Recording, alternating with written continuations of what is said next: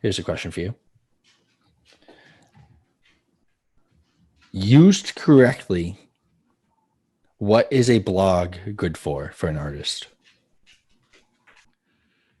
There's like a front end and a back end. I'll start with the easy one. The easier one to see is the front end.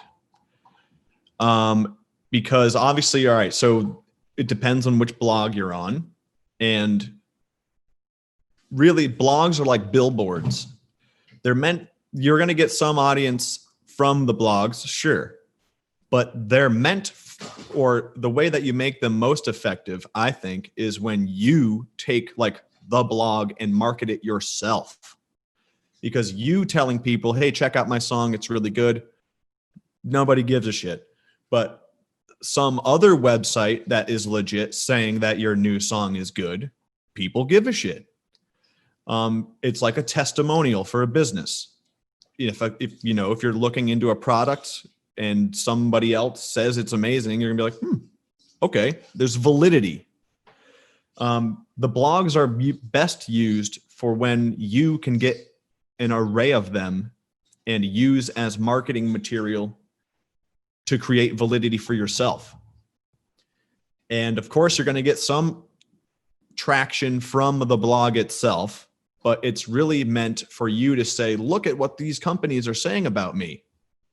And it creates validity and it gets way more engagement from your followers who otherwise may not be that interested, or you saying, hey, my new song's out. My new album's been out for 2 months. My new album's out. Have you checked it out yet?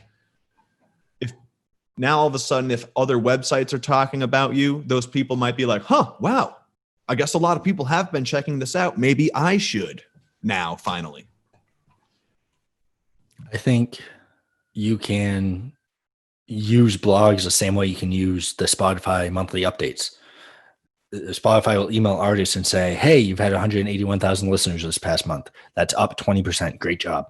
A screenshot of that, running an ad on that, is very beneficial because what you're doing is telling other people they're missing out on something. All these other people are listening to you. You should too.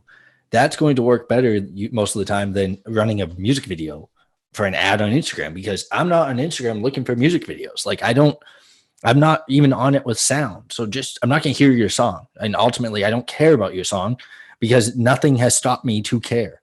But putting a picture of 181,000 listeners, I'm going to go, oh, who's this? How have I not heard this person?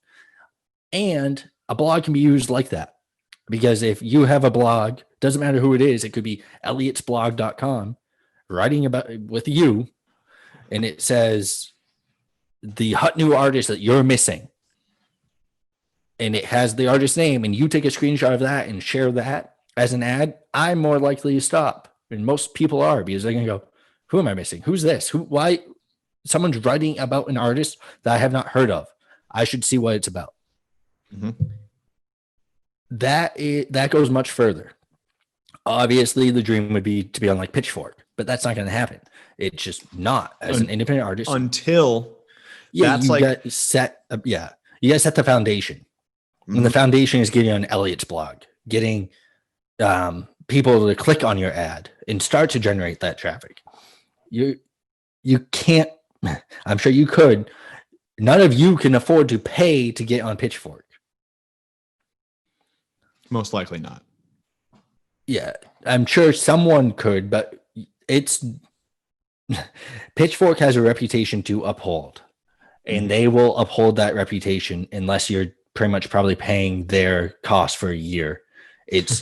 They're going to make sure that you're not paying to get on there. They're using their connections.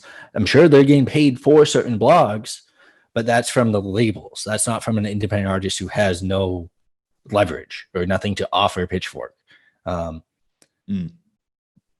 And really, if you hired a publicist or a PR person, the first thing they're going to do is get you on a bunch of these smaller blogs, get the SEO traffic generated, make it so when someone Googles your name, you show up.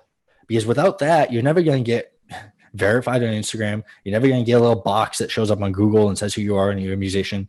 You're not going to be recognizable. You're not going to stand out from other people who have the same name as you, because there's nothing there separating you all. So the back end that Elliot kind of started to talk about and then went to the front end is the back end is the SEO, the blogs, and getting Google to understand who you are. Because ultimately, Spotify is running the back end as well and looking into you to see who are you, who are you being compared to, what are they saying about your music, do people care, are you showing up on Google, do you have traffic, are people coming to your profile from other places other than paid ads, are they clicking on your artist profile because you were featured on Elliot's blog and there's a link there bringing you to Spotify? If so, they flag that, they like that, because it tells them people are interested in you outside of paid media being Facebook, Instagram ads. They want to see traffic coming from every place. No artist is going to be 100% successful if all of their traffic is just from playlists. Or if all of their traffic is paid for.